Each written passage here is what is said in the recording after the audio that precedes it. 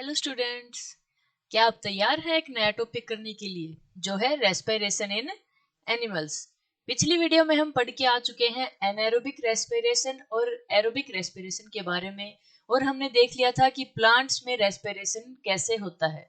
आज हम देखने वाले हैं डिफरेंट डिफरेंट एनिमल्स में रेस्पिरेशन कैसे होता है, कैसे वो अपने अंदर जो ग्लूकोज है उसको ब्रेक डाउन करके एनर्जी प्रोड्यूस करते हैं। तो आइए समझ लेते हैं कि टेरेस्ट्रियल ऑर्गेनिज्म और जो आपके एक्वेटिक एनिमल्स होते हैं उनके अंदर आपका रेस्पिरेशन कैसे होता है, कैसे वो ऑक्सीजन को अपने अंदर लेके जाते हैं, फिर आगे जाके उनका ग्लूकोज का ब्रेकडाउन कैसे करते हैं। तो हम देखने वाले हैं respiration terrestrial versus aquatic animals के बीच में। देखिए भाई, सबसे पहले हम देख लेते हैं टेरेस्ट्रियल के बारे में। टेरेस्ट्रियल ऑर्गेनिज्म में क्या होता है, ये डायरेक्ट एटमॉस्फेयर से, जैसे हम एयर से हम क्या लेते हैं, सांस लेते हैं, वैसे ही जो टेरेस्ट्रियल ऑर्गेनिज्म होते हैं वो डायरेक्ट एयर से क्या ले लेते हैं, ऑक्सीजन को इनटेक कर लेते हैं और सांस के थ्रू। ठीक है, दूसरा हम देख लेते हैं एक्वेटिक एनिमल्स में। एक्वेटिक एनिमल्स में क्या होता है, ये बाहर के कांटेक्ट में तो होते नहीं है, ये होते हैं वाटर के कांटेक्ट में। वाटर के थ्रू ये क्या करते हैं, ऑक्सीजन को अंदर लेते हैं और वो होती है डिजोल्व फॉर्म में। वाटर के अंदर जो ऑक्सीजन डिजोल्व होती है ये उसी को अंदर लेके जाते हैं। अब इनके सामने एक चैलेंज होता है बहुत बड़ा। हमारे पास तो क्या होता है कि बहुत सारी ऑक्सीजन होती है, हमारे पास एटमॉस्फेयर में एयर होती है, एयर में बहुत सारी ऑक्सीजन की अमाउंट होती है। लेकिन आपका जो वाटर होता है, वाटर के अंदर जो ऑक्सीजन की जो कंसंट्रेशन है वो होती है लोअर। इसीलिए क्या होता है, इन एक्वेटिक्स एनिमल्स को फास्टर ब्रीथ करनी पड़ती है, रेट इनको अपने ब्रीथिंग की क्या करनी पड़ेगी, इंक्रीज करनी पड़ेगी। अब आती है बात की, और इससे जो आपका एक 2 नंबर का क्वेश्चन भी बन सकता है कि जो टेरेस्ट्रियल ऑर्गेनिज्म के कंपैरिजन में जो एक्वेटिक ऑर्गेनिज्म होते हैं उनकी रेट ऑफ ब्रीथिंग क्या होती है, फास्ट होती है, क्यों? उसका आंसर हमारे पास यही है, क्योंकि उनके पास इतनी ऑक्सीजन नहीं होती, उनके पास होती है डिजोल्ड फॉर्म में ऑक्सीजन। उन डिजोल्ड फॉर्म में ऑक्सीजन होती है कम, तो कम ऑक्सीजन आपके अंदर जाती है एक बार आप सांस लेते हो, इसीलिए आपको जल्दी जल्दी जल्दी जल्दी सांस लेना पड़ेगा। अब आती है बात भाई, ऑर्गन्स कौन कौन से इंक्लूड होते हैं। अब एक चीज देखेंगे हम कि डिफरेंट डिफरेंट ऑर्गेनिजम्स में जो रेस्पिरेशन की प्रोसेस के लिए, सांस लेने की प्रोसेस के लिए अलग अलग ऑर्गन्स क्या होते हैं, इंक्लूड होते हैं। जैसे आप देखोगे एक्वेटिक्स एनिमल्स में, खासकर की फिशेज में जब आप देखते हो तो उनका जो रेस्पिरेशन की जो प्रोसेस होती है उसमें जो इम्पोर्टेंट जो पार्ट होते हैं वो होते हैं गिल्स। ऐसे ही हमारे अंदर ह्यूमन बींग्स के अंदर जो टेरेस्ट्रियल जो ऑर्गेनिज्म होते हैं उनके अंदर ये पार्ट होता है लंग्स का। और ये जो पार्ट होते हैं ये स्पेसिफिकली ऐसे बने होते हैं, इनका सरफेस एरिया जो होता है वो बहुत बड़ा होता है, बहुत ज्यादा सरफेस एरिया होता है इनका। क्यों? क्योंकि ऑक्सीजन ज्यादा आपकी वहां तक पहुंच सके, और एक्सचेंज ऑफ गैसेज जो आपके अंदर CO2 पड़ी हुई है वेस्ट प्रोडक्ट के रूप में, और जो ऑक्सीजन आप अंदर लेके जा रहे हो उनका एक्सचेंज ऑफ गैसेज आसानी से हो सके, इसीलिए इनका सरफेस एरिया क्या होता है, ज्यादा होता है। अब देखते हैं हम टेरेस्ट्रियल और एक्वेटिक एनिमल में ये कैसे कैसे ऑर्गन्स का यूज करके ऑक्सीजन को अंदर लेते हैं। टेरेस्ट्रियल में तो ये होते हैं ऑर्गन्स लंग्स के थ्रू लेते हैं। इंटरनल स्ट्रक्चर होती है जो इनकी लंग्स की वो ऐसी होती है कि सरफेस एरिया इनका ज्यादा हो सके, ताकि ज्यादा एक्सचेंज ऑफ गैसेज हो सके। यही आपका होता है एक्वेटिक एनिमल्स में, गिल्स के करता है यही काम। गिल्स क्या करते हैं, एक फिदरी सा ऑर्गन होता है जो डिजोल्व फॉर्म में ऑक्सीजन लेता है और इस ऑक्सीजन को एक्सट्रैक्ट करता है वाटर से, फिर इसको ब्लड में मिला के पूरी बॉडी में आपकी भेज देगा।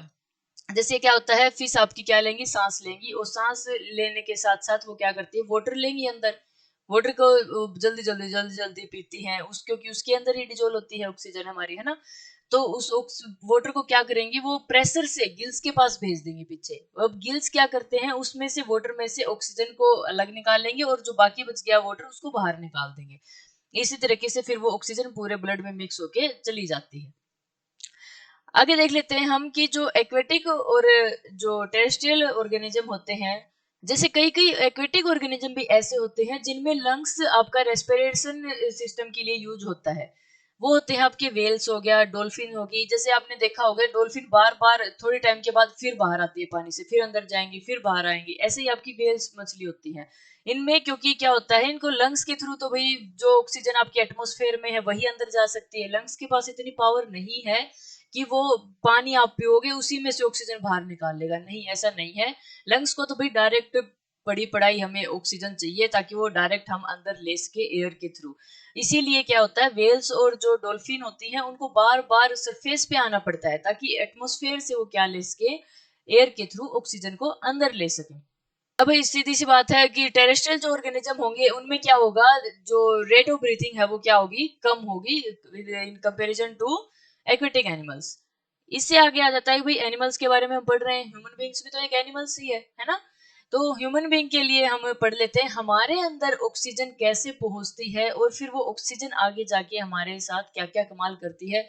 वो ऑक्सीजन हमने वो तो हम पिछली वीडियो में देख के आ चुके हैं कि जो ये ऑक्सीजन होती है ये ग्लूकोज का ब्रेकडाउन कैसे करती है। वो होता है हमारा एरोबिक रेस्पिरेशन, और अगर बिना हम ऑक्सीजन के ब्रेकडाउन करते हैं ग्लूकोज का वो होता है एनएरोबिक रेस्पिरेशन।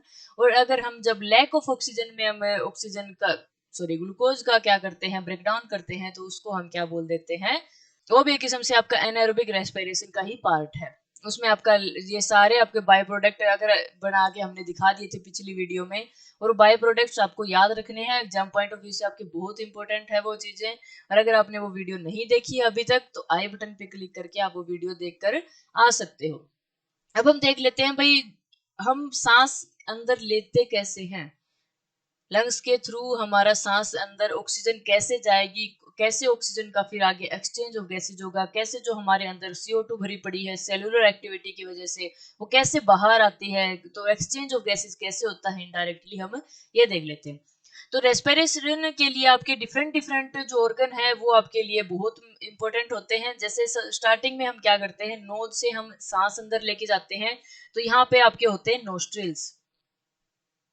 इन नोस्ट्रिल्स में क्या होता है, जब आप नाक में सांस लेके जाते हो वहां पे क्या होता है, हेयर प्रेजेंट होते हैं, छोटे छोटे टाइनी हेयर प्रेजेंट होते हैं, और वहां पे एक म्यूकस भी प्रेजेंट होता है ना। तो म्यूकस और जो हेयर क्या करते हैं, जो भी डस्ट पार्टिकल मान लिया आपके साथ चला गया सांस के साथ, तो उसको ट्रैप कर लेंगे वहीं पे, आगे लंग्स में नहीं जाने देंगे। एक बार हम इनके बस पार्ट समझ लेते हैं, उसके बाद फंक्शन देख लेंगे हम। तो इसमें आपके पार्ट होते हैं, एक तो हो गया नोज, दूसरा होता है फेरिक्स। फेरिक्स का क्या कहाँ पे होता है, फेरिक्स जो नेजल कैविटी होती है आपकी, नेजल जो पैसेज होता है नाक के पीछे, वहां से लेके और जो आपका लैरिक्स होता है, वोकल कॉर्ड जिसको हम बोलते हैं लैरिक्स को, उस वहां तक आपका प्रेजेंट होता है फेरिक्स। अब आता है आगे लैरिक्स। लैरिक्स होती है जिसको वॉइस बॉक्स भी बोल देते हैं हम, वोकल कॉर्ड भी बोल देते हैं, ये विंड पाइप के बिल्कुल जो ऊपर वाला हिस्सा होता है उसी को हम क्या बोलते हैं, लैरिक्स बोलते हैं।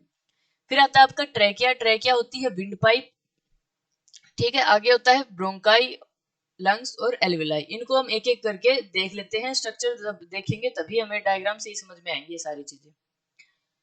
देखो भाई सबसे पहले हम देख लेते हैं एयर की इनटेक कैसे होता है और फिल्टर कैसे होती है, उसके बाद एल्वेलाई, ब्रोंकाई, इन सभी के स्ट्रक्चर और फंक्शन के बारे में समझ लेंगे। सबसे पहले हमारी एयर की एंट्री होती है हमारी बॉडी के अंदर, वो होती है नोस्ट्रिल से, ठीक है। और फिल्ट्रेशन इसका होता है क्योंकि इसके अंदर हेयर प्रेजेंट होते हैं, उनसे क्या हो जाता है, जो भी डस्ट पार्टिकल वगैरह आ गया इनकमिंग एयर के साथ उसको क्या कर लेगा, ये ट्रैप करके रख लेते हैं। तीसरा चीज आती है ह्यूमिडिफिकेशन। ह्यूमिडिफिकेशन में क्या होता है, जो नोज के अंदर आपका म्यूकस प्रेजेंट होता है वो क्या कर देता है, वो जो एयर आपने अंदर ली है उसको मॉइस्ट कर देगा, मॉइस्चर प्रोवाइड करवा देगा, और जब सांस लेते हैं ताकि सांस लेने में अंदर आसानी हो। और ये भी क्या कर लेता है, बैक्टीरिया वगैरह को, डस्ट पार्टिकल वगैरह को ट्रैप करने में हेल्प करता है। अब आता है फेरिक्स। फेरिक्स क्या होता है आपका, ये नेजल कैविटी के बिल्कुल पीछे से स्टार्ट होता है, और जैसे कि हमने बताया है कि ये ट्रैकिया के बिल्कुल ऊपर जो आपकी लैरिक्स होती है, लैरिक्स का ऊपर तक ये होता है प्रेजेंट फेरिक्स आपका। फेरिक्स, आप एक चीज ध्यान रखोगी, एक नंबर का क्वेश्चन बन सकता है कि ऐसी कौन सा आपका ऑर्गन है रेस्पिरेटरी सिस्टम का जो दोनों चीजों में काम आता है, डाइजेशन में भी और रेस्पिरेशन में भी, वो है आपका फेरिक्स। क्योंकि माउथ से हम लेके जाते हैं ना खाना, माउथ से नीचे लेके गए वहां पे जाके तो अलग अलग पाइप होगी हमारी, एक विंड पाइप होगी, एक आपकी फूड पाइप होगी। तो इन दोनों पाइप में जहां तक ये दोनों अलग अलग नहीं हो जाती वहां तक आपका होता है फेरिक्स, वहां तक आपका फूड आता है फेरिक्स के थ्रू ही। उसके बाद आपका एक चीज विंड पाइप में चली जाती है और एक चीज आपकी इसोफेगस बन जाती है, आपकी फूड पाइप जो विंड पाइप होती है उसको हम ट्रैकिया बोलते हैं। ठीक है भाई, यहाँ ये देख रहे हो आप इस डायग्राम में, ये है ऊपर वाला हिस्सा, ये है लैरिक्स। इस लैरिक्स के बिल्कुल ऊपर तक यहाँ तक आपका होता है फेरिक्स, ठीक है। यहाँ से फिर आपका एक अलग से फूड पाइप आ जाएगी और ये है आपकी विंड पाइप, ठीक है भाई। ये होता है आपका ट्रैकिया। विंड पाइप को हम बोलते हैं ट्रैकिया। ट्रैकिया में आप ये देख पा रहे हो ऐसे ऐसे ऐसे से ये लगे हुए हैं, इनको बोलते हैं रिंग ऑफ कार्टिलेज। ये कार्टिलेज के बने होते हैं, छोटे छोटे से कार्टिलेज। आप 9th क्लास में पढ़ के आए हुए, क्या होते हैं, सॉफ्ट बोन टाइप होते हैं आपकी, जो आपकी ईयर में प्रेजेंट होती हैं, जिनको हम ऐसे फोल्ड कर सकते हैं, मतलब आपकी सॉफ्ट सी बोन होती है ये। ठीक है, ये ट्रैकिया के अंदर प्रेजेंट होते हैं। इनका क्या काम होता है, मान लिया कई बार हम क्या करते हैं, जैसे हम ये भी देखते हैं कई बार कि भाई कौन ज्यादा देर तक सांस रोक सकता है ना, कोई आधे मिनट रोकता है, कोई 1 मिनट रोकता है, कोई ज्यादा टाइम तक रोक सकता है। तो उस टाइम पे क्या होता है, हमारी बॉडी के अंदर सांस तो जा नहीं रहा है, तो विंड पाइप, ताकि उस टाइम पे कोलैप्स ना हो जाए, वो चिपक ना जाए आपस में, उसको अलग अलग करने के लिए ये रिंग ऑफ कार्टिलेज आपकी प्रेजेंट होती है। इसके बाद आपके दो लंग्स यहाँ पे अलग अलग बट जाती है विंड पाइप, इनको बोलते हैं ब्रोंकाई। ठीक है, और ब्रोंकाई आगे जाके जैसे पेड़ की एक स्टेम होती है, उसके बाद फिर ब्रांचेज आ जाती है ना अलग अलग, उसी तरीके से ब्रोंकाई आपकी ब्रोंक्यूल्स में टूट जाती है, और ब्रोंक्यूल्स आगे जाके किस में टूट जाते हैं, एल्विलाई में टूट जाते हैं। एल्विलाई आपकी होती है बैलून लाइक स्ट्रक्चर होती है। ठीक है, एक सैक लाइक स्ट्रक्चर होती है, यहाँ पे बहुत सारी ऑक्सीजन प्रेजेंट होती है, और यही आपका मेन पार्ट होता है लंग्स का, एक्सचेंज ऑफ गैसेज के लिए। अब हम इनके एक एक करके क्या देख लेते हैं, फंक्शन को समझ लेते हैं। चलो एक बार फिर से देखो भाई क्या है, स्टार्टिंग हमारी कहाँ से हुई, एक बार जितनी बार रिवाइज करेंगे उतना अच्छा है हमारे लिए। इनको यहाँ तक तो हम देख चुके हैं कि हमारी नोज से क्या होती है, एयर की एंट्री होती है, फिर हमारे जो हेयर प्रेजेंट होते हैं वो उसको डस्ट पार्टिकल को स्टॉप कर लेंगे, और फिर मान लिया क्या होता है, फिर आपके होते हैं फेरिक्स। फेरिक्स में क्या होता है, जो नेजल कैविटी से पीछे और वोकल कॉर्ड के बिल्कुल ऊपर तक होता है, उसको फेरिक्स बोलते हैं। ये दोनों चीजों में काम आता है, फूड में भी और किसमें भी, सांस लेने में भी काम आता है। इसके बाद आता है भाई, एक चीज आपने सुनी होगी कि खाना खाते टाइम बोलना नहीं चाहिए। क्यों भाई, क्योंकि क्या होता है, अब जब भी आप खाना खाते हो ना, खाना मान लिया फेरिक्स के थ्रू होते हुए यहाँ तक आया, क्योंकि यहाँ से ही आपकी विंड पाइप और फूड पाइप अलग होगी, है ना, उससे पहले तो एक ही है फेरिक्स तक तो। इसके बाद होता है ट्रेकिया के ऊपर ये जो लैरिक्स की यहाँ पे होता है एपिग्लोटिस टिश्यू। एपिग्लोटिस टिश्यू होता है एक, ये एपिग्लोटिस टिश्यू क्या करता है, एक ढक्कन की तरह काम करता है। मान लिया खाना आया आपका फेरिक्स के थ्रू, तो ये ढक्कन जब भी नीचे आता है, ये ढक्कन लग जाता है इसके लैरिक्स के ऊपर। ठीक है, ये प्रोटेक्ट करके रखता है कि जो आपका खाना है वो विंड पाइप में ना चला जाए। जब मान लिया हम खाना खाते टाइम बोलते रहते हैं, तो उस टाइम पे सांस भी हम लेते रहते हैं, सांस लेंगे तो एपिग्लोटिस ढंग से बंद नहीं हो पाएगा, क्योंकि सांस को जाने के लिए भी जगह चाहिए विंड पाइप में, है ना। तो उस टाइम पे टिश्यू आपका ढंग से ये बंद नहीं कर पाता उसको, लैरिक्स को। इसी वजह से जो आपका फूड को पता नहीं चलता भी हमें कहाँ जाना है, क्योंकि रास्ता बंद नहीं हुआ, दोनों रास्ते खुले हुए हैं, तो गलती से आपके विंड पाइप में खाना चला जाता है, उसी वजह से आपको खांसी वगैरह हो जाती है ना। ठीक है भाई, आगे आपका ट्रैकिया आ गया है। ट्रैकिया के हमने पढ़ लिया है, विंड पाइप होती है, इसमें रिंग ऑफ कार्टिलेज होती है, जो क्या करती है, जब भी आपका वो होती है, शॉर्टेज होती है एयर की, जब भी हम सांस नहीं ले रहे होते उस टाइम पे कोलैप्स होने से बचाती है इनकी वॉल्स को। ये भी एक इंपॉर्टेंट क्वेश्चन बनता है। उसके बाद ब्रोंकाई में टूट जाते हैं आपके, ब्रोंकाई आगे जाके ब्रोंक्यूल्स में टूट जाती हैं। अब आता है एल्वुलाई। एल्वुलाई में क्या होता है, ये हमने देख रहे हैं कि छोटे छोटे बहुत आपके बहुत सारे बैलून लाइक स्ट्रक्चर्स होते हैं, है ना। जब आप मानोगे नहीं, जब इनको हम खोल देते हैं ना, सारी एल्वेलाई को अगर हमने को खोल दिया, तो 80 मीटर स्क्वायर का एरिया आपका बनके तैयार हो जाता है। देख लो फिर कितना ज्यादा सरफेस एरिया होगा यहाँ पे एक्सचेंज ऑफ गैसेज के लिए।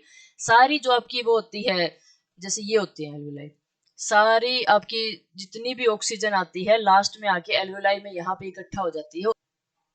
एल्यूलाई के लास्ट में क्या होता है, यहाँ पे बहुत सारी ब्लड वेसल्स होती है। यहाँ पे जो भी आपका गंदा खून होता है, मतलब डीऑक्सीजनेटेड जो ब्लड होता है जिसमें CO2 मिक्स होती है, वो आपका आ जाता है एल्यूलाई तक, और यहाँ पे आपको मिलती है ऑक्सीजन बहुत सारी। हमने पढ़ा है कि हमारे ब्लड में क्या होता है, हीमोग्लोबिन होता है, जो हमारा क्या है, रेस्पिरेटरी पिगमेंट है।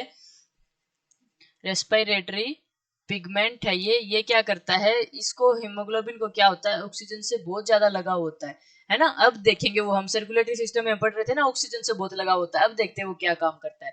ये ही एक हीमोग्लोबिन क्या करेगा, 4 ऑक्सीजन को अपने साथ मिला के लेके जाएगा, तो जितना ज्यादा आपके ब्लड के अंदर हीमोग्लोबिन होगा, उतनी ज्यादा ऑक्सीजन उसके साथ अटैच होगी, और उतनी ज्यादा ब्लड में क्या होगी, सर्कुलेट होगी। तो यहाँ पे क्या होता है, हीमोग्लोबिन से अटैच होगी आपकी ऑक्सीजन। ऑक्सीजन कैसे अटैच हुई, डिफ्यूजन ऑफ गैसेज की वजह से।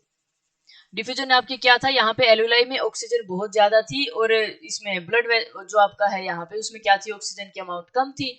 तो हम पढ़ के आ चुके हैं कि डिफ्यूजन क्या होता है, higher concentration to lower concentration. जब भी कोई गैसेज जाती हैं उनको हम क्या बोलते हैं, डिफ्यूजन बोलते हैं। तो ऑक्सीजन आपका आ जाता है ब्लड के अंदर और जो CO2 होती है, CO2 आपकी आ जाती है इसमें एल्यूलाई के अंदर। फिर हम जब सांस बाहर छोड़ते हैं तो CO2 बाहर आ जाती है और ऑक्सीजन हमारी इसके ब्लड के थ्रू पूरी बॉडी में फैल गई। तो जितनी आपकी बड़ी बॉडी होती है, जितने बड़े एनिमल्स होते हैं, उसमें सिर्फ डिफ्यूजन की वजह से जो आपका एक्सचेंज ऑफ गैसेज होता है उसमें काम नहीं चल पाता। इसी वजह से वो उनमें रेस्पिरेटरी पिगमेंट होते हैं। तो ह्यूमन बॉडी में ये रेस्पिरेटरी पिगमेंट होता है हीमोग्लोबिन। अब क्या करेगा, हीमोग्लोबिन ऑक्सीजन को अपने साथ अटैच करके ले जाएगा और पूरी बॉडी में जल्दी फैला देगा। अगर हीमोग्लोबिन ना हो आपकी बॉडी में तो क्या हो सकता है, हीमोग्लोबिन ना हो तो आपकी बॉडी में अभी जो आपने सांस लिया है अभी प्रेजेंट में, उसको आपकी पूरी बॉडी में फैलने के लिए 3 साल लग जाएंगे। सोच सकते हो आप, 3 साल थोड़ी नहीं होते, 3 साल। ठीक है, तो हीमोग्लोबिन देख लो अब कितना जरूरी है आपकी बॉडी के लिए। इसी वजह से बोलते हैं कि हीमोग्लोबिन आपको ऐसी चीजें खानी चाहिए जिससे खून आपका बढ़ सके। खून बढ़े मतलब इनडायरेक्टली हम बोल रहे हैं हीमोग्लोबिन की अमाउंट बढ़ सके। ठीक है, अब आता है भाई मैकेनिक्स ऑफ ब्रीदिंग। सांस लेने का आपका मैकेनिक्स क्या काम करता है, उस टाइम पे आप सांस लेते हो, कैसे लेते हो सांस को। आ गया यहाँ तक आपका सांस लंग्स तक। क्या होता है, अब लंग्स क्या करते हैं ताकि ज्यादा से ज्यादा आपका सांस अंदर आ सके, ज्यादा से ज्यादा एयर और ऑक्सीजन आपके अंदर आ सके, उसके लिए क्या करता है, ये आपको दिखाई दे रहा है यहाँ पे, ये है डायफ्राम। यहाँ पे जो नीचे आपकी कैविटी में प्रेजेंट होता है ये डायफ्राम होता है। और जो ये आपको ये ऐसे रिंग लाइक ये स्ट्रक्चर दिखाई दे रहे हैं, इनको बोलते हैं रिब केज। इनको क्या बोलते हैं, रिब केज बोलते हैं। ठीक है, जब भी आप सांस अंदर लेके जाते हो तो ये डायफ्राम होता है, ऐसे कर्व है ना, ये कॉन्ट्रैक्ट हो जाएगा और यहाँ तक आ जाएगा, फ्लैटन हो जाएगा, बिल्कुल फ्लैट हो जाएगा। तो लंग्स और ये रिब्स क्या होती है, ये ऊपर चली जाती हैं। तो लंग्स को आपको ज्यादा फैलने के लिए जगह मिल जाती है, जितनी ज्यादा फैलेंगे उतनी ज्यादा ऑक्सीजन जाएगी उनके अंदर, है ना। अब क्या होता है, लंग्स के अंदर एक रेजिडुअल वॉल्यूम होती है। रेजिडुअल वॉल्यूम क्या होती है, जब मान लिया आपके सांस नहीं ले रहे, हम कुछ टाइम के लिए सांस रोक लेते हैं, तो इतने टाइम के लिए हम जिंदा कैसे रह पाते हैं बिना ऑक्सीजन के। तो उस टाइम के लिए लंग्स आपका जुगाड़ करे हुए बैठे हैं। वो क्या करते हैं कि अपने पास कुछ ना कुछ थोड़ी बहुत अमाउंट में अपनी ऑक्सीजन रख लेते हैं अपने पास स्टोर करके, ताकि जब भी इमरजेंसी सिचुएशन आए उसको हम यूज कर लेंगे। तो उस चीज को हम बोलते हैं रेजिडुअल वॉल्यूम। और जब भी हम क्या करते हैं, एक्सहेल करते हैं, उस टाइम पे आपका डायफ्राम क्या हो जाता है, फिर से अपनी नॉर्मल पोजीशन में आ जाता है, रिलैक्स हो जाता है और कर्व पोजीशन में अपना आ जाएगा। और रिब्स क्या हो जाती है, अपना फुली हुई थी, ऊपर उठी हुई थी, वो क्या हो जाएंगी, वापिस से नीचे आ जाएंगी। इस तरीके से हम क्या करते हैं, एक्सहेल करते हैं और एक्सहेल के थ्रू हम क्या कर लेते हैं, CO2 को बाहर कर देते हैं। आई होप आपको ये सारी चीजें अच्छे से समझ में आ गई होंगी। अगर समझ में नहीं आया तो एक बार जाके फिर से आप ये वीडियो देख सकते हो आराम आराम से, कोई दिक्कत नहीं है। अब हमारे हो चुके हैं 3 से 4 टॉपिक और आगे आने वाले वीडियो में हम ऐसे ही एक एक करके, और जो बाकी एक आधा टॉपिक बच गया जैसे एक्सक्रीटरी सिस्टम बचता है उसको हम कंप्लीट कर लेंगे। कोई दिक्कत लेने की बात नहीं है। तो आज की वीडियो में बस इतना ही, मिलते हैं आपसे नेक्स्ट वीडियो में। अगर आपको इस वीडियो से रिलेटेड या फिर और भी कोई डाउट हो, कोई अपडेट चाहिए, या फिर इस वीडियो के आपको नोट्स चाहिए, उसके लिए आप जा सकते हो उपनिषद इंस्टीट्यूट .in, हमारी एक साइट है, इस पे आप विजिट कर सकते हो।